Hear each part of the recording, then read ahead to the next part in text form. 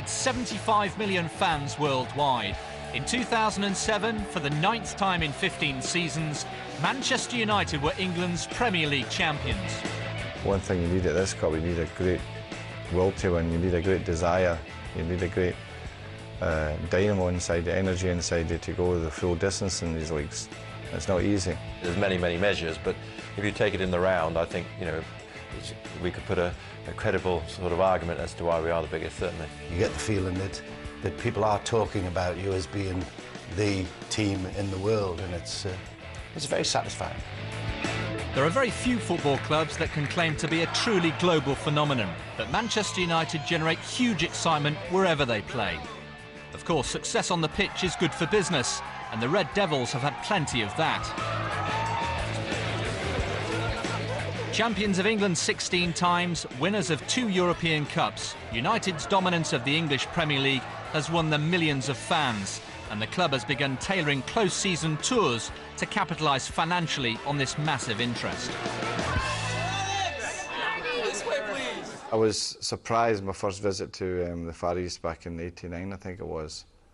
Thousands at the hotel, even throughout the night, running about the hotel corridors and trying to get autographs. And you know, from that day on, nothing surprised me about the fan base, nothing at all. What it does do with the many fans, as you quite rightly say, we have around the world, allows us to enter into multi-year, multi-million pound contracts with key companies, with Nike. You know, 303 million over 13 years.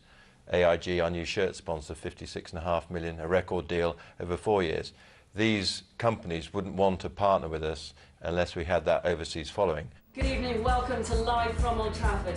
Further enhancing United's following overseas is MUTV, the club's in-house television channel. It's a valuable information service for legions of fans. MUTV is available in around 40 countries worldwide, with a potential household reach of around 40 million. So it is often the place that you will see things first about the club. Mandy, at the top, we can do a longer than normal chat. You know, we normally do about 30 seconds. Yeah, do no about worries. 2 minutes. Okay, just tell me when to move on. No worries. To have your own means of communication is very powerful, and undoubtedly that does lead to commercial benefit, that we're able to build a degree of rapport with those fans, and we use MUTV in that way, but we also use the website in that way, and it's a way of engaging our fan base internationally, even if they don't have the privilege of coming to Old Trafford week in, week out. The double PFA Player of the Year says the double is the target now that the Premiership title's in the bag, and he's been talking to Paul Anthony. But perhaps the basis for Manchester United's popularity lies not in success on the pitch, but in tragedy off it. The heart of the team, you know, was knocked out of the club, and it was very difficult to see where Manchester United could go. The story of the Munich air crash has been told time and time again. The 2 aborted takeoff attempts before the fatal third. 23 people lost their lives, 8 of them players. Arguably the greatest United squad of all time had been decimated. As it was just at the time when English clubs were actually thinking on a worldwide scale, and of course that it became worldwide, a worldwide event that was followed up with a great sympathy for our club. I was in the library swatting for an exam, and after came out of the library, I used to train with a local junior club. They're called Benburb, and it was sort of a semi-pro league, you know. And when I came into the dressing room that night, it was about 6:30, 7:15. All the older players are sitting crying, you know. And then when it unfolded, what had happened, and I had no idea about it at all. And they'd cancelled training as a respect to what had happened. And that's exactly how I found out when I arrived at the training ground that night. Despite receiving the last rites, United's manager Matt Busby made a miraculous recovery. His team was scheduled to play an FA Cup tie less than 2 weeks after the crash, and his assistant Jimmy Murphy somehow managed to get 11 men on the pitch. The victory over Sheffield Wednesday and the run to the 1958 Cup final endeared United to a whole generation of fans.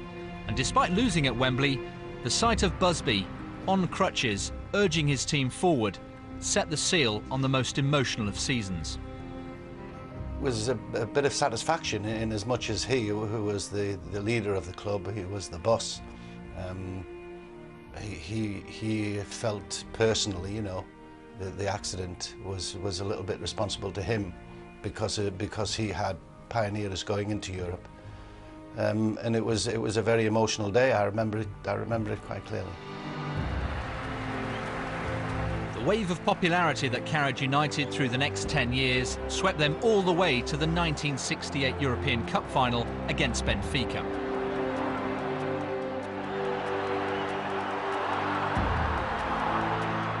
No English side had ever reached that stage, let alone won Europe's top prize.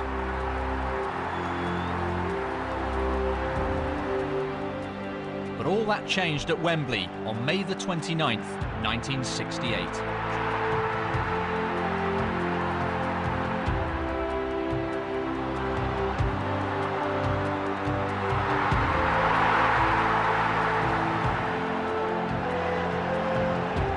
The emotion was all too visible as Sir Matt claimed the prize he truly desired. The seeds of United's global appeal had been sown. It was the first time that English clubs had gone into the Champions League, but it was the European Cup as it was then. So obviously, we could never say that we'd put everything right after Munich until we actually won it, and we did that 68. This is what we're all in it for. As a manager, you hope someday you're going to get involved in that, and it's not changed for me.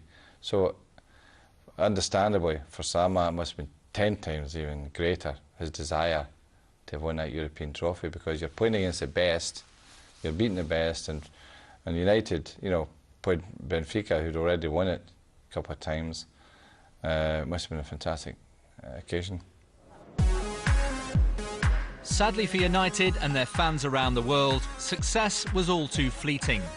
During the 1970s, the club's fabled youth system was neglected, and a succession of managers failed to emulate Sir Matt, whose presence in the boardroom cast a long shadow over Old Trafford. Incredibly, in 1974, United were relegated. We all admire him for what he's done, but he doesn't count for nothing these days. He's just like a figure to be revered. You know, you think about what he did in the past and that's it. He don't count for nothing these days in the running of the club, unfortunately. Maybe if there was somebody like him again, then the club might get back to what it was. But the way it's going at the moment, it's dying. In 1986, another Scot arrived in Manchester. He was charged with a simple task: to rebuild the country's most glamorous club. Obviously, I want to be a winner the same way as Sir Matt did at his early years when he came here. Probably possibly about the same age when we arrived here. You hear some of the stories about him from the older players, and he was obviously a great manager, and that's a term which is sometimes used loosely, but he was a great manager. United we stand, fanzine, a voice of the fans. Latest issue out today, only 50p.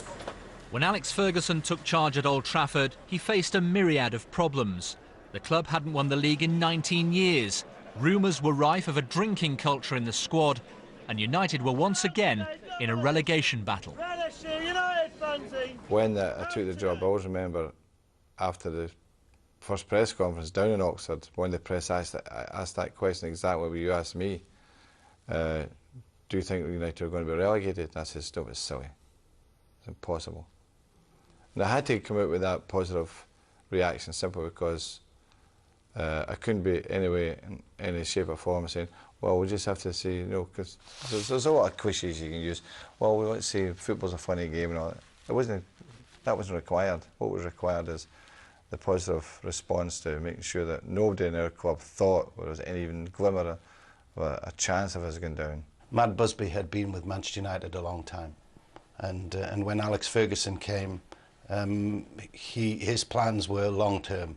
They weren't just for something that would happen immediately. It was a long-term plan, and everyone at Manchester United appreciated what he was doing and the work that he was doing, building up to what was later going to be, you know, a great side. After an indifferent start, Ferguson led United to the FA Cup and the European Cup Winners' Cup, and by 1992 they were ready to challenge for the league title. A lot of football people, you know, are very, very impatient, and they really don't give some of their managers a real chance. But Manchester United did, and on May the 3rd, 1993, under the watchful eyes of Sir Matt Busby, Ferguson's team lifted the inaugural Premier League title. Alex quite rightly takes, you know, a lot of the credit, a majority of the credit for what he's done, but I think Alex at the same time would recognise that what he's managed to do on the pitch has been augmented by a good team throughout that period off the pitch. So fundamentally it's important, but I think the club has never and will never lose sight of the fact that success on the pitch drives success off the pitch. No one player makes a team, but from 1992 until 97, one man stood head and shoulders above the rest. His name, Eric Cantona. When a player came here, there was enormous pressure on him, i.e. this is a player that will make a difference type thing, you know, from a media perspective and even for the fans.